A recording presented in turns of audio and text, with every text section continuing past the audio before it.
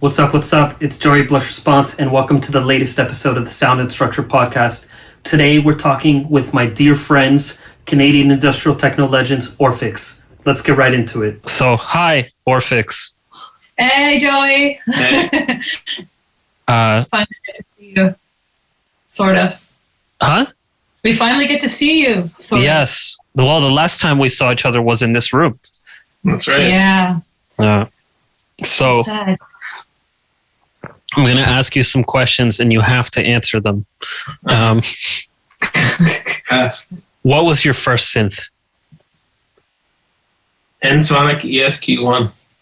Nice. Christy? Mine was the SY55. Yeah. I saved up Yamaha. I saved up all my money from working, and I was really excited about buying that synth. Do you still have it? Yeah. Yeah, it gets used, actually. Oh, yeah? In fact, it's right here. Yeah. Rich has stolen it. Yeah. And you have the ESQ1. And I have the ESQ1. Yeah. We just did a swap. Yeah. Have you been using them on, what did you use them on recently? Recently? Well, I've been remastering some stuff. This project Antiform that we did in the 90s, kind of our drone Soviet France kind of project. And so that featured a lot on all the early stuff. So I'm remastering some stuff, but then I found these old tracks that were like incomplete. Like it was basically an album in the works that we never finished. So now I'm going and trying to finish those tracks, and I'm going to pass them to Christy. So I've been using that synth because it has the part of the sound from that era.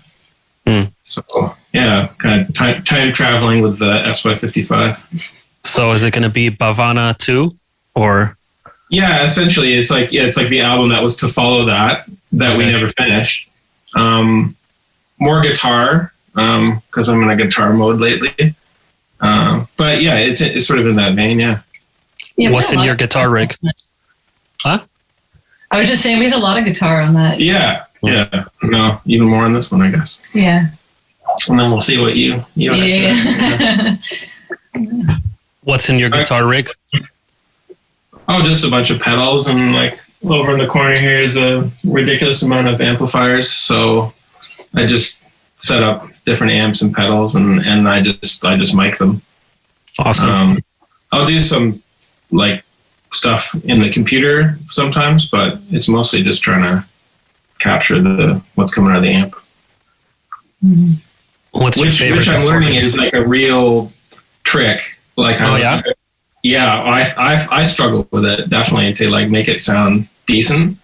Yeah, so I feel like it's a new skill learning how to do that. You got to go like full Smashing Pumpkins, miking 4 amps at the same time, each with a different frequency range. And yeah, I've been watching lots of videos and stuff like that. Like I'm trying to do 2 mics, but even that could be a challenge to make it sound decent. And you have to have a good volume and stuff. But. Yeah. And then the ESQ1 I haven't played with for quite a while, but that was on a lot of the early Orphx. I'll admit I was using the SY55 as a MIDI controller. Okay. But and the ESQ1 sampling sounds from that. But on the Antiform album, no, we did pull out all of our old. I did a bunch of tape loops for the early stuff, and so we pulled out the old reel-to-reels and went through all the old tape loops, which was actually a lot of fun, and most of them were still intact. So that was kind of cool. Yeah, so we'd like digitized all that. That was fun. That was going to be my next question. Yeah, that's trippy. Yeah, it's really fun. I mean, that's basically what I've been doing like the last year for the most part, like new stuff as well, but a lot of just like, digitizing old stuff and like going back and like, a friend of mine just loaned me his DAT machine. So I'm like going through all the old DAT tapes of shows. Some, we don't even remember recording some of these, but so it's been really fun. And like, yeah, some of the stuff I'm finding, I'm like, wow, this is actually good. Yeah, he was playing some of it for me last night, and I was actually really surprised because, you know, sometimes you have memories of certain shows and you're like, oh, that must have been like a nightmare or something. But like listening to them, I'm like, oh, this actually sounds good. You know?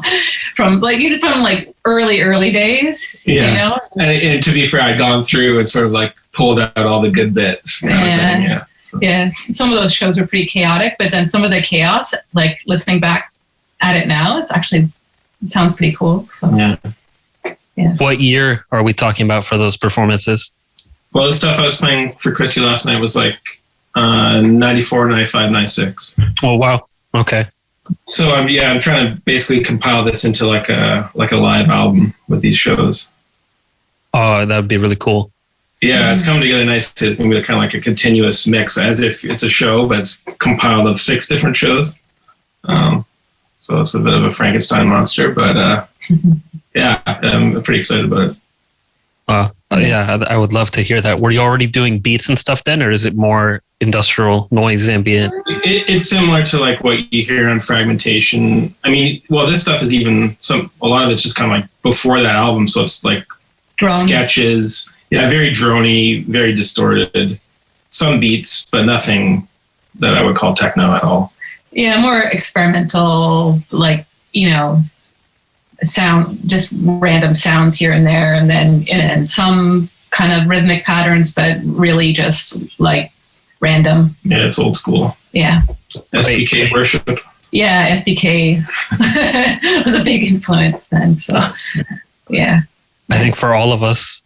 My friend was just telling me a story that he went to see Throbbing Gristle live, and he got talking to Monte Kazaza, so they hung out, and Monte Kazaza brought him to an art show, and he was hanging with Les Mord, and that Les Mord kept being like, oh, so you make music too? Cool, what do you use? And my friend would say and be like, yeah, I only sample field recordings.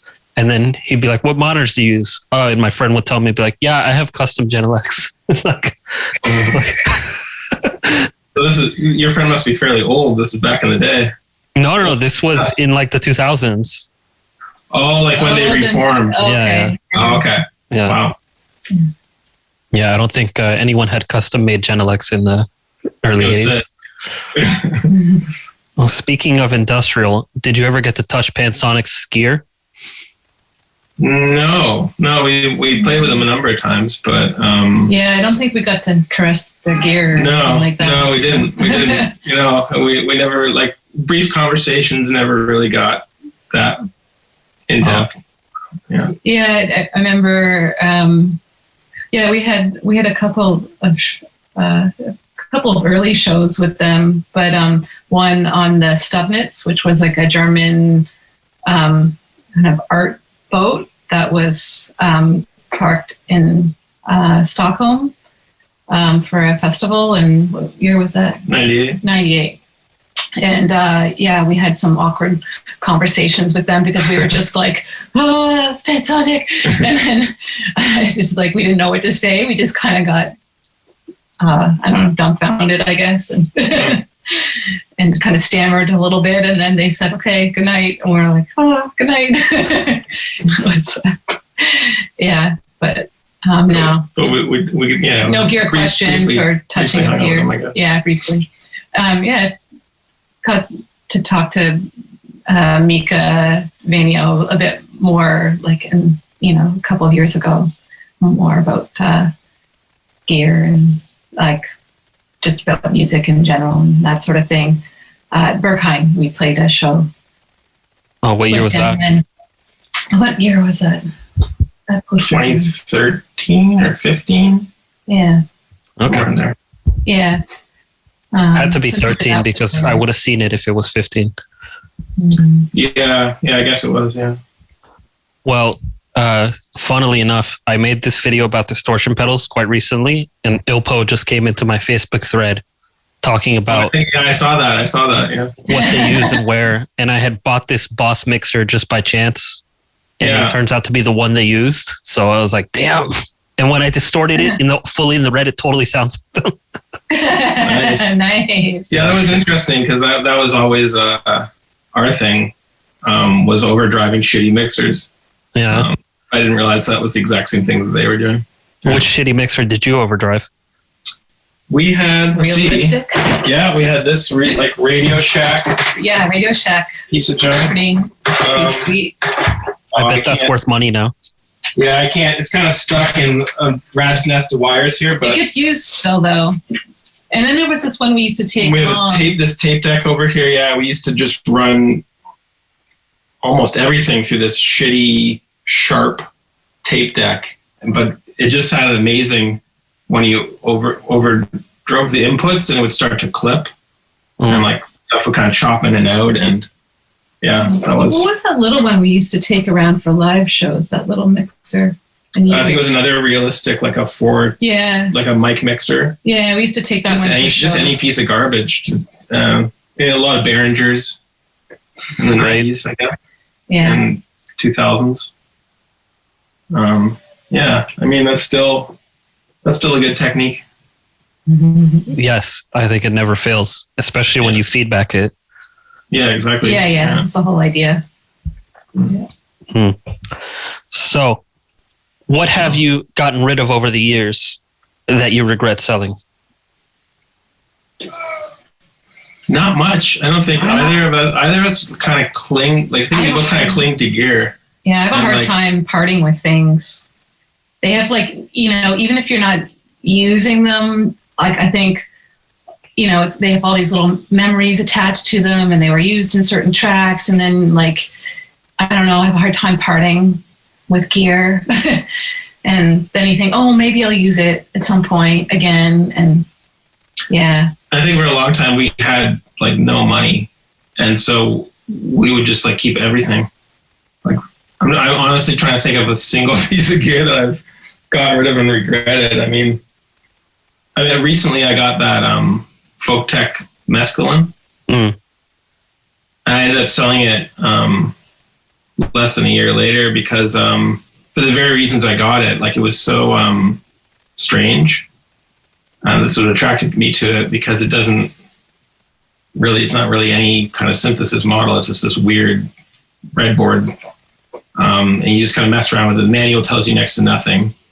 So it's kind of like, alien technology or something. And I was like, okay, this is great. This is, I love that, not knowing what to do and just fucking around and something exciting happens. But after a while, I was like, okay, I want to do, X with this thing, but I couldn't really figure out how to do that because everything I know about synthesis doesn't really apply to this thing. And then eventually I was just like, okay, time is precious. I'm not going to devote weeks to just this synth. So YOLO. I got rid of it, but I'm not sure I regret it.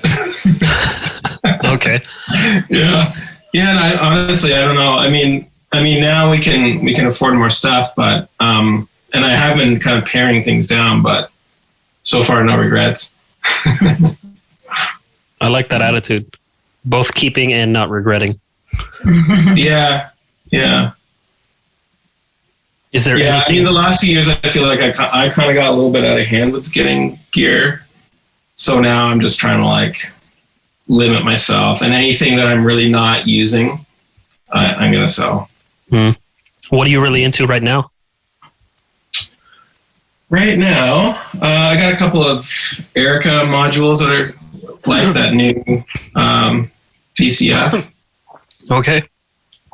And the Fusion VCO. Choking on my teeth, sorry. Okay, well. But keep going. You're just dying in a corner there. That would be a great way to end the podcast. Yeah. Nice finish. I mean, one of the things I got recently I really love is the clone of the Syncussion. Oh, that thing's awesome. Which for me was always a holy grail thing. I mean, it took me years to realize that was a crucial sound for Lichen Scry and early SPK. And then when I figured that out, I was like, okay, I have to find this. And of course, they're very hard to find, incredibly expensive. But a friend of mine told me about a guy who builds the clones. And I love this thing. Yeah, Syncaution's classic, even on Skinny Puppy. Skinny Puppy too, yeah. Church. Yeah. A lot of great tracks. Mm-hmm. What about you, Christy? I don't have anything like new that I'm particularly been like all over, but I've been actually going, because we haven't been touring, I've been using a lot of my Frac gear again, and kind of getting back into those modules and mixing them up with my my Eurorack stuff. And I have this one Frac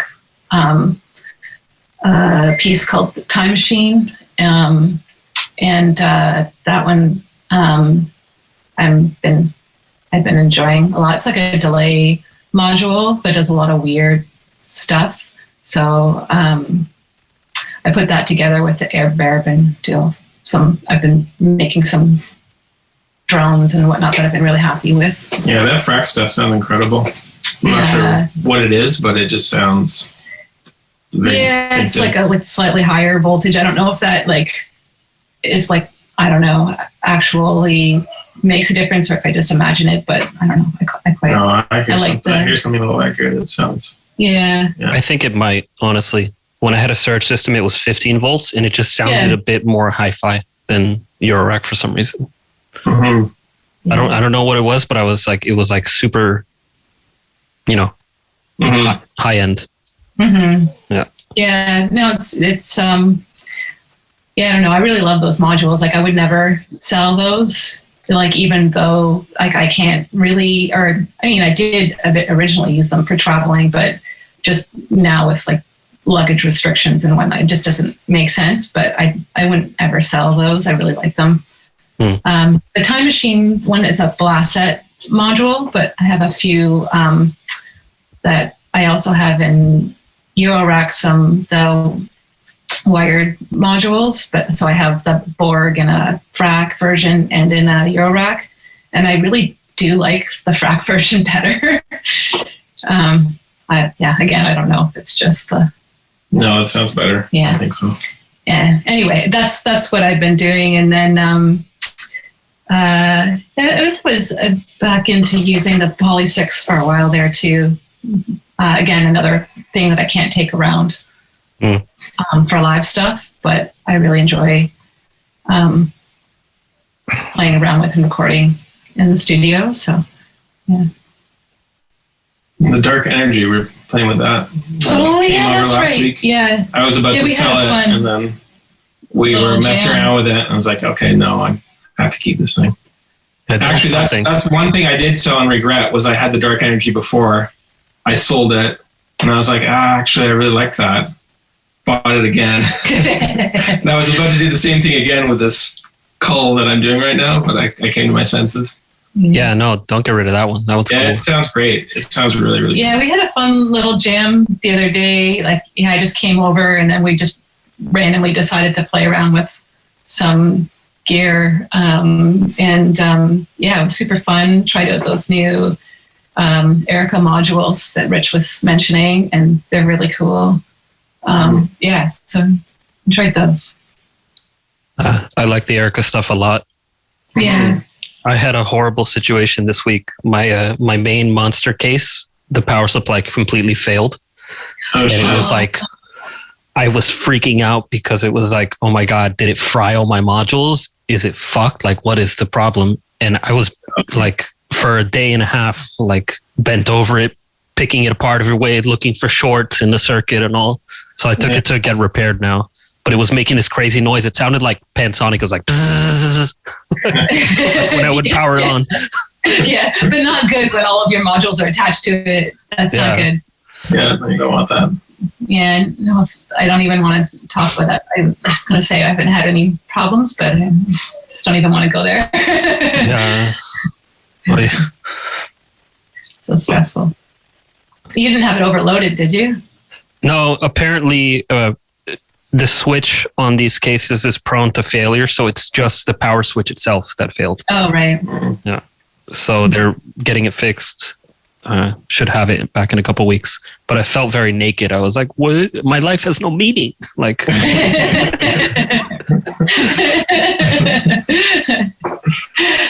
how have you been finding recording over the past year, like without the gigs? And I mean, you seem to be just constantly doing new work and putting stuff out. Has that been good for you or to have that extra time, or I don't know, or difficult? I would say I really miss playing a lot, but I've always been quite productive, so it hasn't, it's music almost every day, no matter what, gigs or no gigs. So it hasn't changed much in that. Like, I have a new album ready that I showed you before. Yeah. And it's coming out soon, and then I already have like enough material for, I don't know, 2 or 3 more albums. So I was thinking of doing crazy and doing like 1 a month, but then I was like, no, that's too much. The Merzbow level. Yeah. Yeah, but then it's like, who's gonna buy it all? Yeah. I'm getting people writing me now about my album from 6 months ago, like, oh, I finally heard it. I'm like, oh, cool. Yeah. There's just so much out there, right? Yeah. I guess we're on the opposite end of the spectrum. Like, every few years something comes up. Yeah, but I don't know. The last year I found it really difficult. I find doing the gigs, I realized how important those gigs are, and like just the experiencing people and playing for an audience, and I don't know.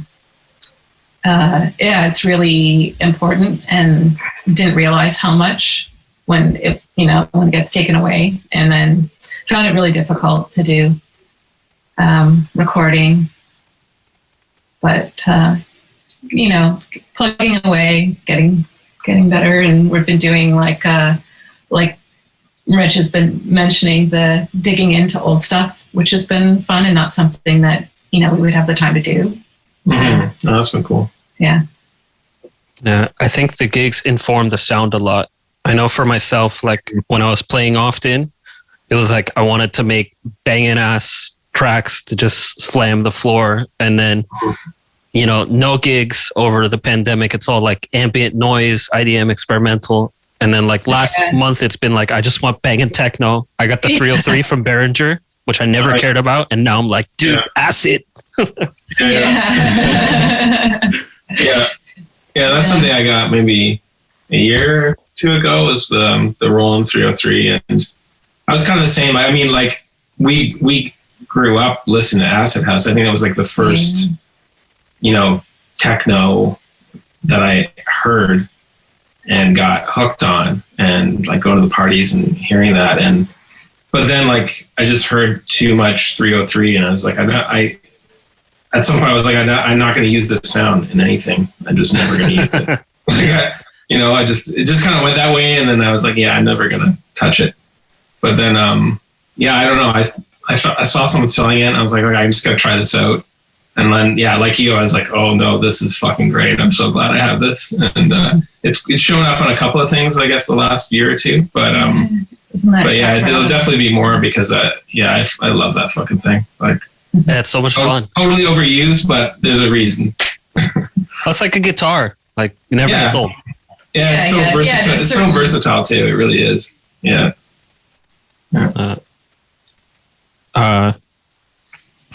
No segue at all. How much does field recording play a part in your music? It has a lot recently. Yeah, varying degrees. Yeah, it comes and goes, I guess. Eh? Yeah, I mean, I guess every album has field recordings. There's always something in it. There was the Living Tissue album, 2001, that was entirely field recordings. So yeah, it comes and goes. Like, recently, it hasn't been a big focus, but I don't know. I'm always making field recordings and like archiving them, and then that is just part of the sound library that gets used. Mm-hmm. Yeah. I think initially we did a lot of field recordings, and in part because we just didn't have access to synths that could make any of the sounds that we wanted. Totally. So we turned to field recordings and the sampler to be able to make, and the tape loops and that sort of thing, to make stuff cheaply that we could use, and that like were the kind of sounds that we wanted. So yeah, the field recordings were like a necessity at that point, but now it's more like, you know, you hear a certain sound, or, you know, we have an idea for something, and like that the field recording is kind of maybe part of the concept, or it becomes more conceptual, I think, now. So yeah, I think there will be more on the albums that we're working on, because going through that old material, and which is filled with field recordings, I got excited about them again, because there's just there's certain tracks where it's like we're using them in kind of a rhythmic way, but of course it's not in time. It's like, you know, like one of us smashing on a chain link fence. I think I was listening to like I think it's the live version of Time on that Hospital box set, and just near the end, there's just like one of us smashing on a fence, and it's sort of in time with the rhythm and sort of not, and like a bit too loud for the mix, and it just sounds fucking great. And I was like, more of this, like just barely controlled chaos. So yeah, I like that a lot. Splendor style too. Yeah, just kind of falling out of falls out of time. Yeah, so I like that a lot. I was talking about that with Hayden, that like our favorite tracks are the tracks that are totally wrong in some way. Yeah. Well, especially these days, everything, you know, quite a lot of dance music is like locked to a grid and made in a DAW, and everything is perfectly in time. I mean, that's always something, even working in a DAW, I always do is like just jog stuff at a time. Like I'll just spend like an hour, you know, moving a start marker to get shit off time in the way that I want. Yeah. Which is basically like mimicking what we did in the old days, almost by accident, in that things weren't locked and we were just assembling shit on a 4-track, and things weren't properly in time. But I love that sound. I don't like it when it's like completely robotic. I mean, sometimes that can work in an aesthetic way if it is. Yeah, I think the combination. Super robotic, but I think with our stuff, I always want this kind of off time element. Yeah. I find that, like you were saying, things are quite homogenized now in every aspect, even in the mixing. And I've noticed it myself, like, oh, I'm doing techno mixing right now. And then when I realize that, I just stop and I make shit wrong again. Like, no, the kick doesn't have to pound at that exact frequency, you know? Like, yeah. Yeah, find yourself following all the rules, and it's so weird. Yeah, well, it's so easy to fall into when you're working in that environment where it is all quantized, and you have to like consciously, you know, break with that. Mm-hmm. Yeah. And so with that, what are your go-to methods and or plugins for making boring source material exciting? Try not to use boring source material. Yeah. Why would you want to use boring source material? But you know what I mean. If something needs a bit of extra spice, what do you talk about? Well, without revealing too many secrets, you got to tell them all. I mean, I'll often like drive stuff through external gear. So back to the setting shit through shitty mixers or pedals. Is that kind of live and well? Got a nice space echo over here that I'm fond of. Ooh. That one's been around since the beginning too. You should show Joey that one.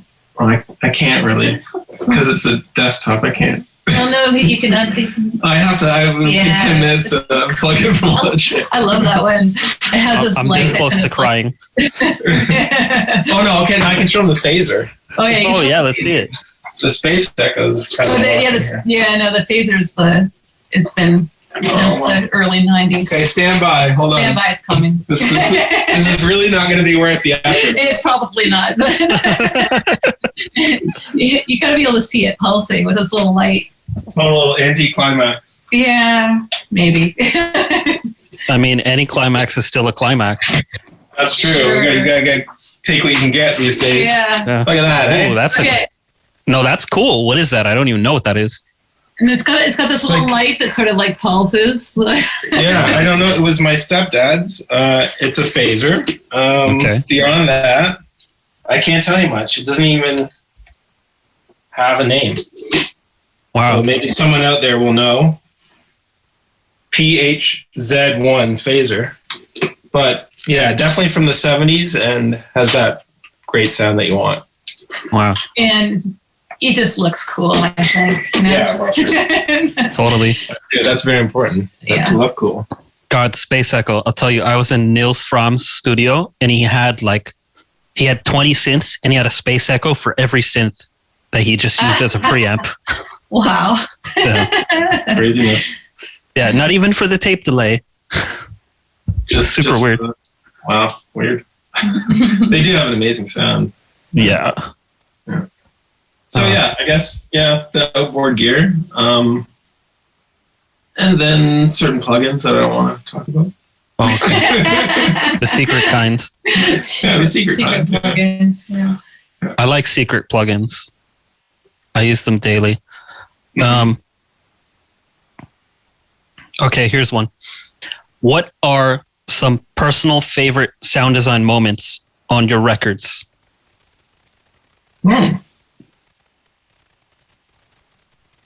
That's a good question. Twofer on the stumpers today. You'd posted that Walk Into a Broken Night again with the video on our Instagram. Mm-hmm. There's a sound that my Mr. On sound in that track. Oh yeah. I quite like it. Well, it's Mr. On and a few other things kind of put together, but it has this yeah, that's a great a certain sound that came together that I was really happy with. And then there's another one on Cut Through. There's this kind of meltdown chaos moment that I was really happy with, and I haven't been able to kind of repeat in the same way. So. Did you take patch notes? Oh yeah, I always have patch notes. I've got all sorts of patch notes for everything. I'm kind of obsessive that way, but because I'd like to be able to reconstruct things somewhat, especially for live shows, because we do I like to try and recreate some elements. And and those ones have kind of got different variations on them, or trying to recreate them, then I come up with something else I like. But those two tracks, I think, I was quite happy with how those came together. How about you, Rich? I'm stumped to kind of recall the whole process of every record, but yeah, there's so many different. I don't know what came to mind was that track "Pain as a Teacher," where I found that that's a good one. The sample of this actor from India. I can't remember the name of the film now. He's a very famous actor, I think. Yeah, that one I really like. And it was something I just randomly found on YouTube, and I had no idea what he was saying. But I was just like, it's this speech I learned later where he's condemned to death, and he's addressing the crowd, and something like, I can't remember what he's involved in, but he's sort of like wrongly accused of something, and then he's about to be murdered. So he's addressing the crowd, saying that the hypocrisy of these people accusing him of this crime he didn't commit. But I had no idea what he was talking about when I heard it. I was just like, I just love the sound of this guy's voice, and he's so angry, and the sound is a little distorted. It's like a film from the 70s. It has this nice quality that films from the 70s have. The best quality. I heard it and I was just like, I just fucking love the sound of this. And then looking it up and realizing what he was saying, and I was like, oh, this is just so perfect. And then I just started cutting it up into the track that we had going. Mm-hmm. And then it just came together, and I was so happy with that one. Mm. That's really cool. I was wondering what that sample was. Yeah, I'll have to find the name. I can't remember his name or the name of the film, unfortunately. But yeah, I have it written down. Yeah. I think he's quite a well-known actor. So hopefully I don't get sued. Well, now you definitely will. Are you willing to talk about what are the samples on Critical Mass? I love those crowd sounds. Oh, those are from. Those are from protests that I went to in Ottawa, in Toronto at the time. Those are like anti-globalization protests. The G20? Yeah, against the G20. Awesome. Yeah, so I would go and just take my recorder and just record shit all the time. And then I had those samples and just like chop them into the track. Oh, so cool. Yeah. Yeah, that's one of my favorites actually for samples. Yeah, that came together nicely too. And because like it had a reference for. Yeah. I mean, there's another example of field recordings at work. So. Awesome. I always DJ that one at the end of a set. It's great as a closer. Really Nice. hard. Cheers, man. I had a question and now I totally blanked, but we're gonna get back to it. Okay. What are some, for you guys, what are your favorite tracks that you've done personally? Ooh. Wow. That's hard. Oh, Told you it would be hard. yeah. Okay, well, I mentioned Pain as a teacher. I quite like that one. Would be high on my list too. Yeah.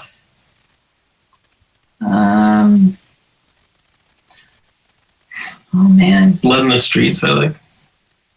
Nice. Set with a Signal. Okay. I one that I had like a little more like I had initially started First Flight.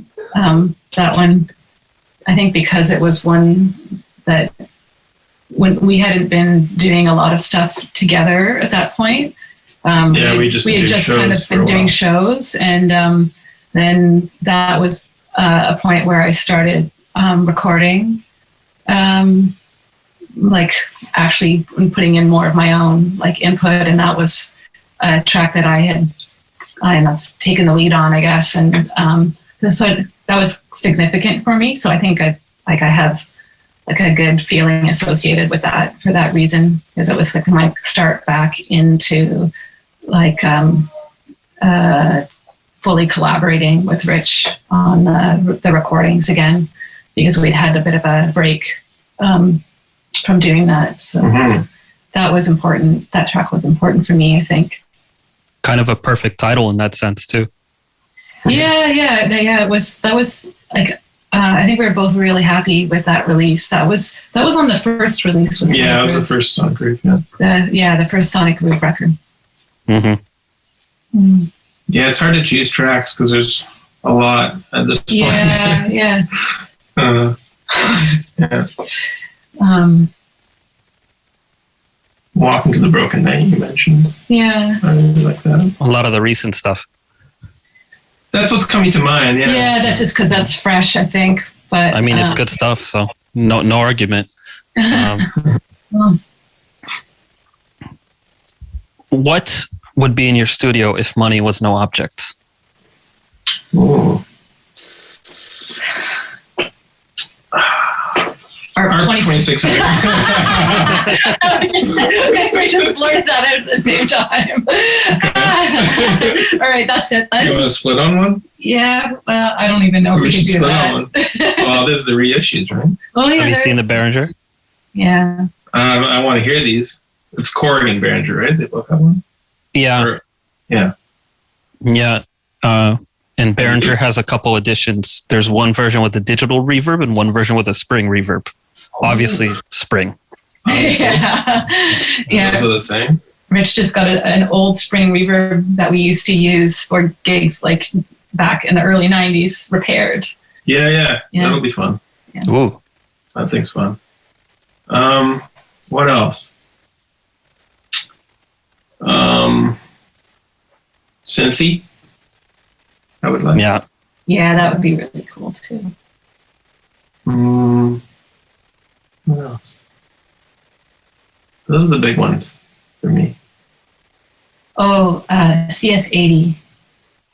Oh, yeah. CS80. I think like you need a whole room and like a truck to transport that thing. But yeah, CS80 would be really great. I'd love to have that. I heard a story today that someone found one at a thrift store like a week or two ago for $500. No way. In Berlin? Yeah. I was in a clubhouse chat. I don't know where. I was in a clubhouse chat and with like it was Heimbach and Colin Benders and they were talking and they mentioned it that this guy found this one. I have to look it up still, but it's fucking Holy crazy. shit. Yeah. Wow. Who would get rid of that without like first going on Google and like seeing what they could get for it? Like who would even think to sell that unless it's not working, I guess. It was like sitting in the attic and they didn't know or something. Yeah. Or belonged to somebody who's passed away or something. Yeah, and the family's getting rid of their possessions or something. I don't know. Yeah, I would definitely second that one. Maybe those three. Yeah. I think those are quite solid in the lexicon of classic pieces. Yeah. How about you, Joey? What do you need in that mountain of gear? What do you need to add in there? Well, if I could get anything, I would one up you and I'd go with the ARP 2500. Ooh, right. There's not so many. I know Kevin Key has one, and I asked him, I was like, dude, what did you use it on? And he says it's only on the intro to the process, and then that it's broken. That Otto von Schirach broke it using it once, so he's never used it again. Oh, no. And I'm like, that's not cool. fuck, well, now I don't want to come to your studio. Like, I think Eliane Radique used the 2500. yes, that's what she's known for. Yeah. And her stuff sounds really cool. Very cool. So yeah, very cool. I have been meaning to get out to that studio in the Netherlands. I forget the name now. Willem Twee Studios. They have one. But now it's the pandemic, so. Yeah, right. Yeah. But I think I'd do the 2500. I'd get a Buchla system. And. Oh, yeah, the full Buchla system. That would be, original. Yeah. And I don't know. I'm pretty happy with this stuff, honestly. Maybe a fair light just for kicks, you know, just so I could have something that looks like a waste of time. Yeah. Qualifies. Yeah. I don't know. Like thinking back to what we had when we started out, I mean, anything we have like right now is a bonus, you know? Yeah. It's pretty lucky right now. Pretty happy. Pretty happy.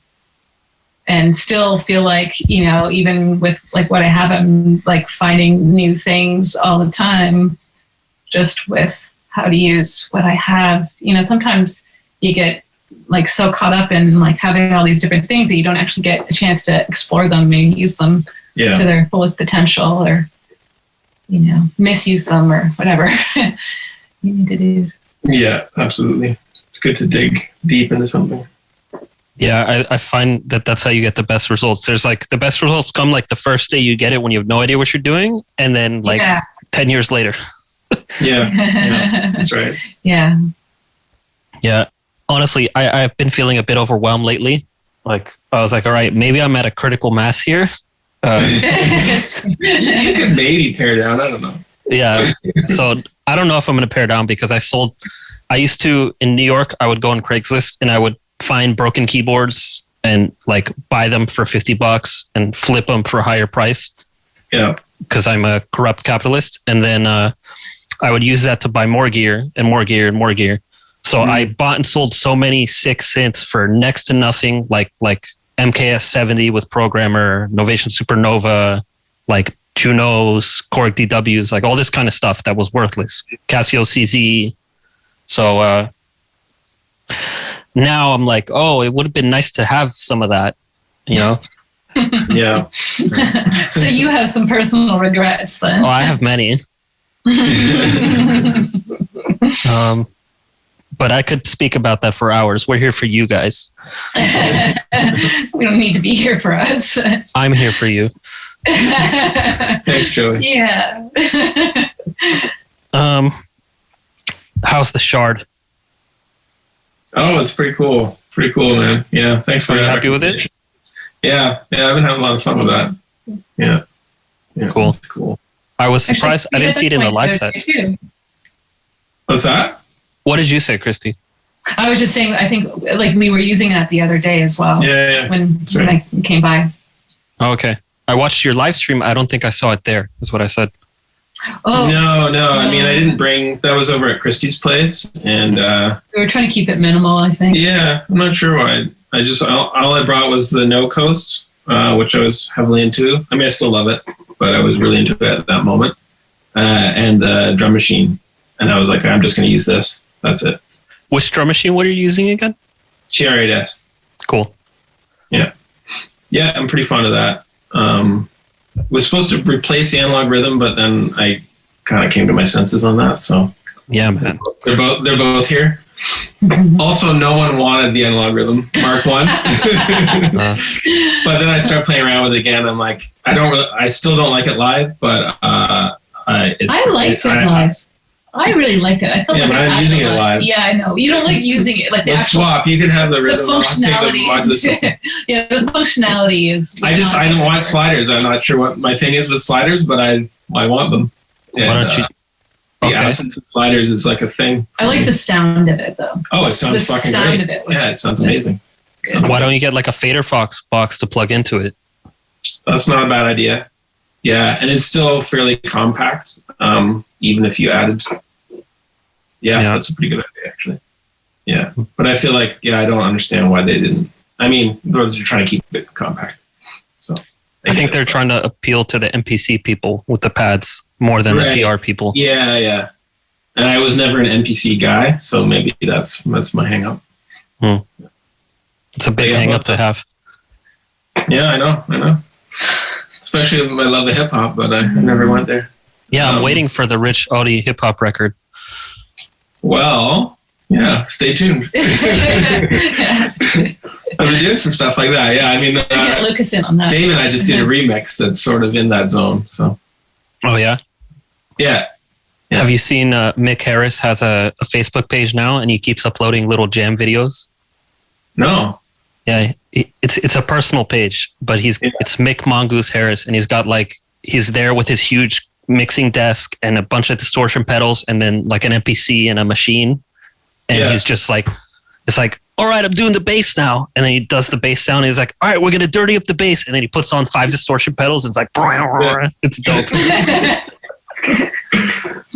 He's really funny. We briefly met him like 2 years ago, I think. I think at Catharsis, and he was such a hilarious and friendly guy. Like, it's like every person we meet from Birmingham is like kind of like the same personality. Okay. Like Regis and him and Justin, it's like they're all super friendly. Like, nice. He was of the same ilk, just like immediately like, oh, I love this guy. Well, I'd like to meet him. I also played with him at Catharsis when Meaty Mod played. He was before us, but we didn't get to talking. Oh, I guess that was the same thing. That must have been the same festival. I think you guys were in the other room at the same time. Oh, right. Yeah. That's right. We were there. That's right. Going through my questions list here. What's your favorite piece of equipment? MS-20. For me, I don't know, because I'm just so into the modular gear that I couldn't. Favorite module, but I couldn't really pick up one module. But modular gear is a valid answer. Yeah, I guess so. Yeah. I haven't I haven't got out of that yet. I mean, Nor should you. yeah, That's great. It's just like endless. There's just so many things. I don't know. It's been like a lot of years now into that stuff, but yeah, it hasn't lost its appeal for me. I mean, you could just do that for the rest of your life.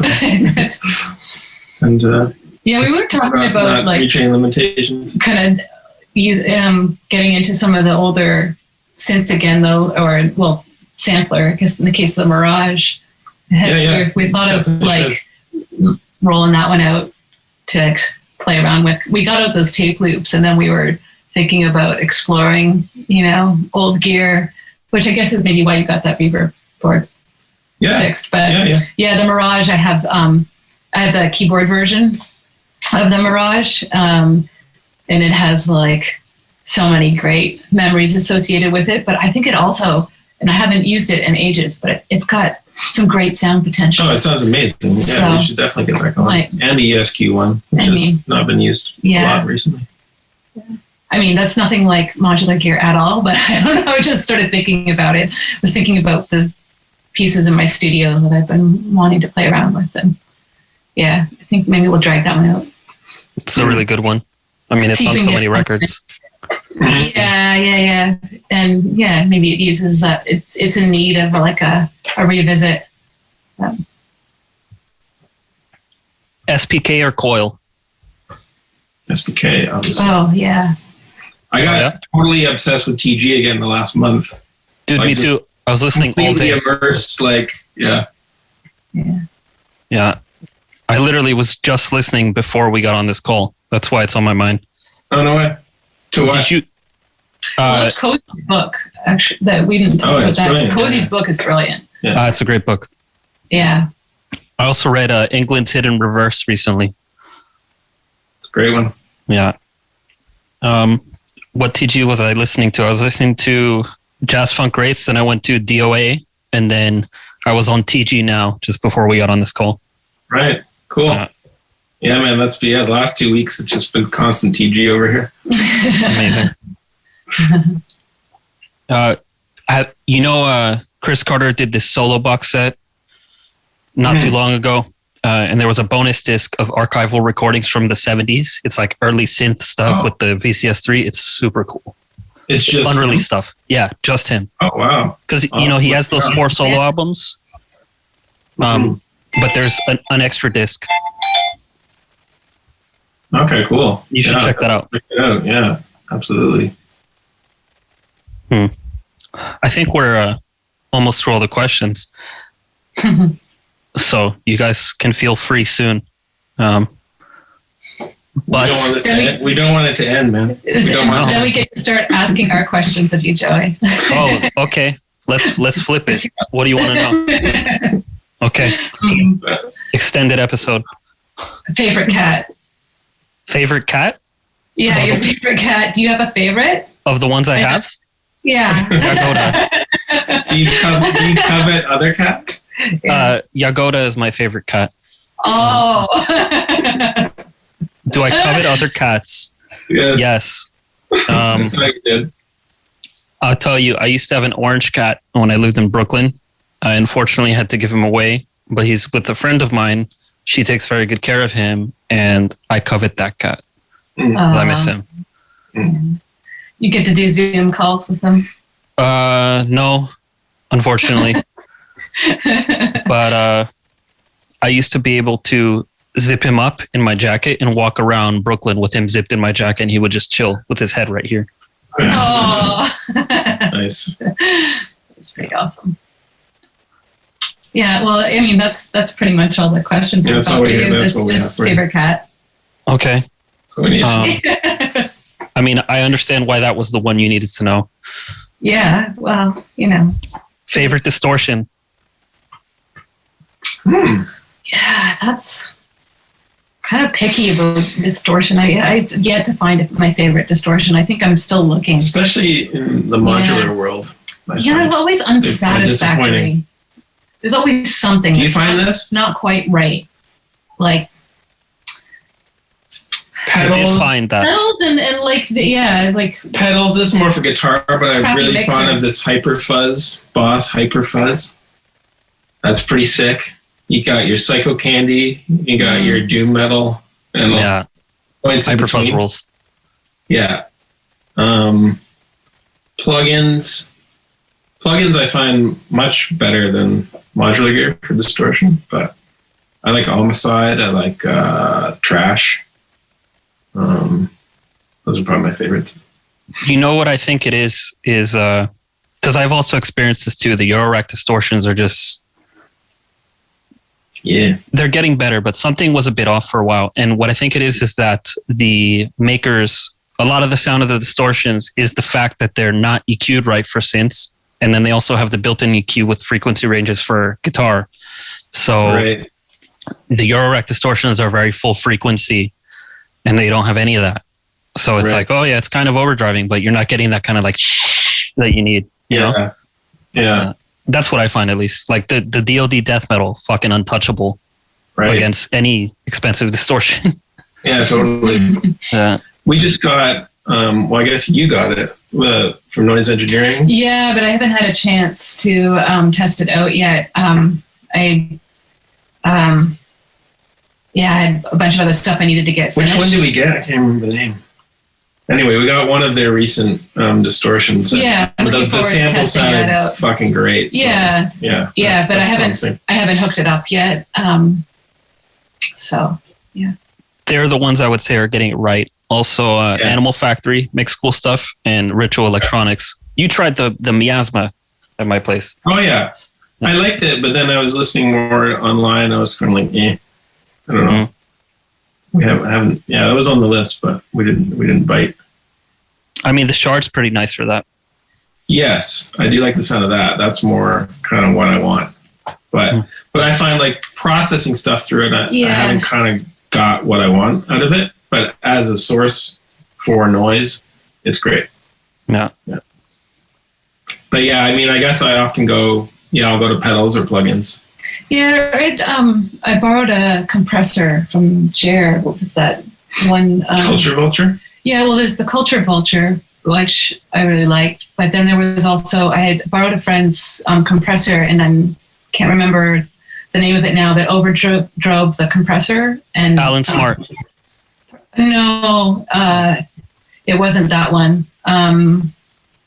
That wasn't my favorite one anyway. Did he hit that too? But I can't remember the name of that compressor. But anyway, like that sound was more appealing to me than. Oh, and then driving stuff through my mini wave. I was gonna say the mini wave is insane. Actually, that's my favorite. That's been my favorite for sure. Is just driving stuff through the mini wave. Which is it's a Wavefolder, right? Yeah. And that's like a Frac rack Blasset module. Yeah, that was absolutely brutal. Yeah, that one gets the best distortion. It's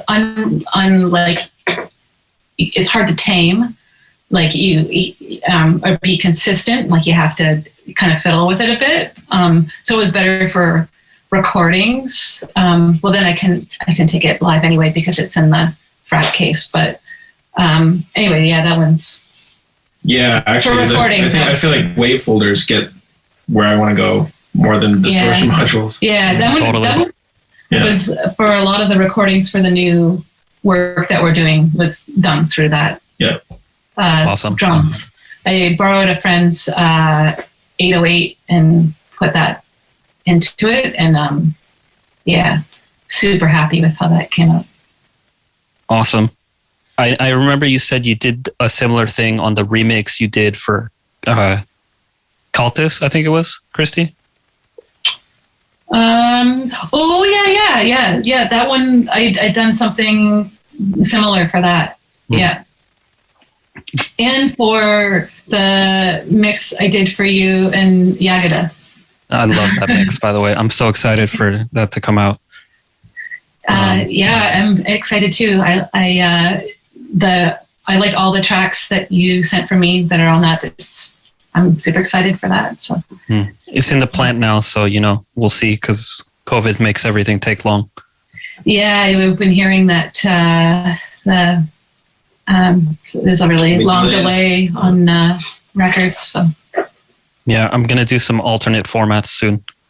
Not cassette, not CD. You'll see, with some interesting people. But back to the 8-track. Yeah, no, something a bit more futuristic, but also obsolete that I don't think anyone even has a player for. So mini disc. Yeah. Mini disc. Oh yeah. He's got the mini disc. I found huge lots of mini discs. I have like a lot of discs for. Yeah, we found tons too.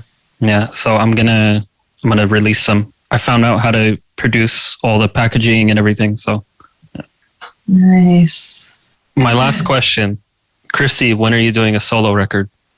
Oh God, Yeah. dude, yeah, it's like should have been out 5 years ago, and I've got stuff almost ready now. And then I don't know. I have like all the tracks ready, but now I have to mix stuff down. And in the fall, I don't know what happened. I just couldn't work on stuff. And then I had painting to do. I do painting as well, and I just set up that show yesterday. So now I'm back into music. So I'm hoping, we've got our sometime this decade. Yeah, sometime this decade. Yeah. No, I do have I have to get it done this spring. I really do. I'm really excited to hear that. Yeah, well, maybe I'll send you over the rough stuff. You can give me some feedback before. I would be super happy to. Finals. It's all dubstep, right? It's all dubstep. Yeah. I thought you might do that and a bit of screamo too. And yeah, it was hard to just make decisions about that, but yeah. That reminds me, I have to play you this track I found with you doing vocals. Oh. No, that'd be terrible. Oh, so awful. We had a guitar band that we first started off playing this guitar noise band, and I played guitar for that, but I had to do some backup vocals. No, this is Orphx. This is Orphx you're doing vocals for. They were so It's terrible. like a dirge. Maybe it might be better if it was screamy, but my actual singing vocals were just terrible. So bad. Wow. Anyway. That's what I want to hear that. It's a good thing that I don't do that anymore. I might share that with you. The Orphx screamo vocals? Yeah, it's pretty dope. Yeah, I don't know if I want to hear that.